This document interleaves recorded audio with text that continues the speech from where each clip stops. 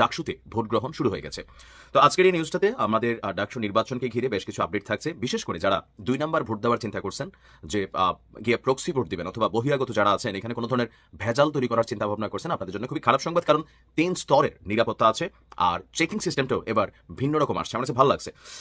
তো সকাল 8টা থেকে অলরেডি ডাকসুর যে নির্বাচন, সেই নির্বাচনের ভোট গ্রহণ শুরু হয়ে গেছে। এই নির্বাচনের সময় হচ্ছে বিকেল 4টা পর্যন্ত, মানে সকাল 8টা থেকে শুরু হয়ে বিকেল 4টা পর্যন্ত এই ভোট গ্রহণ চলবে।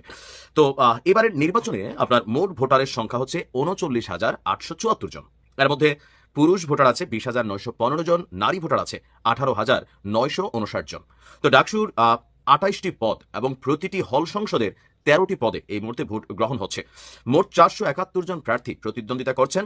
আর অলরেডি যার যার দল এবং পছন্দের ব্যক্তিকে ঘিরে সোশ্যাল মিডিয়াতে নানান প্রচারণাও চলছে। তবে গতকালকে হুট করে একদম শেষ দিকে এসে আপনার স্বতন্ত্র প্রার্থী শামীমকে নিয়ে সাংবাদিক ইলিয়াসের করা বিভিন্ন বক্তব্যেরও ব্যাপক নিন্দা প্রতিক্রিয়া কমেন্টে দেখা গিয়েছে। যে হঠাৎ করেই সাংবাদিক ইলিয়াস তিনি আপনার ঠিক ভোট গ্রহণের একদিন আগে স্বতন্ত্র প্রার্থী শামীমকে নিয়ে কেন তিনি রয়ের এজেন্ট বা বিভিন্ন জায়গায় বিভিন্ন বক্তব্য দিয়েছেন, এটা একটা কারণ হচ্ছে একটা জরিপে আজকে রেজাল্ট কি হবে জানি না, তবে জরিপের রেজাল্টটা ছিল এরকম যে আপনার সাদিক যিনি আছেন শিবিরের প্রার্থী, তার থেকে মাত্র 3 থেকে 4% ভোটে যে জরিপ আসছে, যে সেখানে দেখা গেছে 3 থেকে 4% ভোটে পিছিয়ে আছে এই স্বতন্ত্র ভিপি প্রার্থী শামীম। তাকে ছাত্রলীগের বিভিন্ন পরিচয় অথবা পাশাপাশি আপনার রয়ের এজেন্ট সহ নানান ধরনের পোস্ট গতকালকে রাত্রে থেকে একের পর এক সাংবাদিক ইলিয়াস করে যাচ্ছেন। তবে কমেন্টের মধ্যে এই প্রথম সাংবাদিক ইলিয়াসের করা কোনো পোস্টে পাবলিকের ব্যাপক গালাগালি এবং কি তার রাজনৈতিক অবস্থা নিয়েও সমালোচনা তৈরি হয়েছে।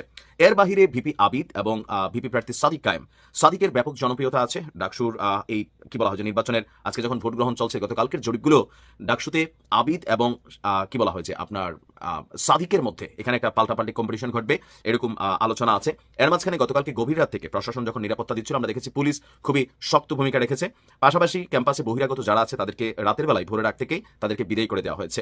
এর মাঝখানে রাতে আবার কি বলা হয় যে 2-1 জন জাল ভোটার বা বহিরাগতকে গ্রেপ্তারের বিষয়টা আমরা দেখেছি, যে এখানে নিশ্চিত নিরাপত্তা সিস্টেম চালু আছে। আর সেনাবাহিনীও এই ব্যাপারে স্পষ্ট বক্তব্য দিয়েছে, ডাকসুর ভিপি প্রার্থী অথবা ডাকসু নির্বাচনের সাথে সেনাবাহিনীর কোনো ধরনের সংশ্লিষ্ট নেই। যদিও সাইবার আক্রমণের শিকার হচ্ছে সেনাবাহিনীর, যে সেনাবাহিনীর কি বলা হয় যে সাপোর্টিং এ অমুক ক্যারেক্টার আছেন, তমুক ক্যারেক্টার আছেন, তাকে ভোট দেওয়া। তো সবকিছু মিলিয়ে দীর্ঘ প্রায় 1.5 যুগ পরে আপনার আজকে যে ডাকসু নির্বাচন হচ্ছে, আমার আবদার থাকবে ঢাকা ইউনিভার্সিটির যারা ছাত্ররা আছেন অথবা আপনাদের যারা পরিবার আছেন, ঢাকা বিশ্ববিদ্যালয় বাংলাদেশের শিক্ষার একটা প্রধান মেরুদণ্ড। এখান থেকে প্রোডাক্টিভ অথবা ক্রিয়েটিভ অথবা সামহাও বিশ্বনন্দিত বরেণ্য ব্যক্তিদের যেমন জন্ম হয়েছে, তেমন এত বছর পরেও ঢাকা ইউনিভার্সিটি পাশ্চাত্য রাষ্ট্রগুলোতে অথবা এশিয়ার মধ্যে তেমন রেপুটেড কোন ইউনিভার্সিটিতে পরিণত হতে পারেনি। তো এখানে বেশ কিছু লেকিংস আছে, অপরাজনীতি আছে, ছাত্র রাজনীতির মধ্যেও পজিটিভ আছে, নেগেটিভ আছে, তারপর নানান ধরনের জটিলতা আছে। তো সকল জটিলতা নিরসনে ঢাকা ইউনিভার্সিটিকে শিক্ষার মানে যেই প্যানেল বা যেই টিম বা যেই ব্যক্তির প্রতি আপনার আস্থা আছে তাকে ভোট দিবেন, মার্কা দেখে নয় বা দল দেখেও নয়। এটাই হচ্ছে আমাদের দেশের প্রধান সমস্যা, যে আমি ভোট দিব, এখন আমি একজন বিএনপির সাপোর্টার, তো আমার দল থেকে আবিদ হয়েছে আবিদকে দিতে হবে, আমি একজন শিবিরের সাপোর্টার, আমি সাদিককে দিতে হবে, অথবা অন্যান্য যারা আছেন। কিন্তু এখানে টোটাল সিস্টেমের মধ্যে সবচেয়ে যোগ্য মেধাবী যে যেই পদে হোক, ভিপি, জিএস, এজিএস, অথবা আপনি যে হলে থাকছেন, সবকিছু মিলে যে ছাত্রটার কথাবার্তা, যার অ্যাক্টিভিটিসে আপনার কাছে মনে হয় যে ট্রাস্টেবল, এখানে শিক্ষার মানটাই প্রধান, ঢাবির স্বার্থটাই প্রধান, অথবা সেই ভিপি হওয়ার পরে গুন্ডামি পান্ডামি বা সন্ত্রাসী অ্যাক্টিভিটিস বা এই শিক্ষাঙ্গনটাকে কোনো রাজনৈতিক দলের শাখা এরকম করবে না, এখন তাকেই ভোট দিবেন। এবার সেক্ষেত্রে হতে পারে সাদিকের যোগ্য প্রার্থী, হতে পারে আবিদের যোগ্য প্রার্থী, শামীমের যোগ্য প্রার্থী, উমামা যোগ্য প্রার্থী, বাকের যোগ্য প্রার্থী, আব্দুল কাদের যোগ্য প্রার্থী, বিভিন্ন পদে যারা দাঁড়িয়েছেন। তবে আপনার ভোটটা যেন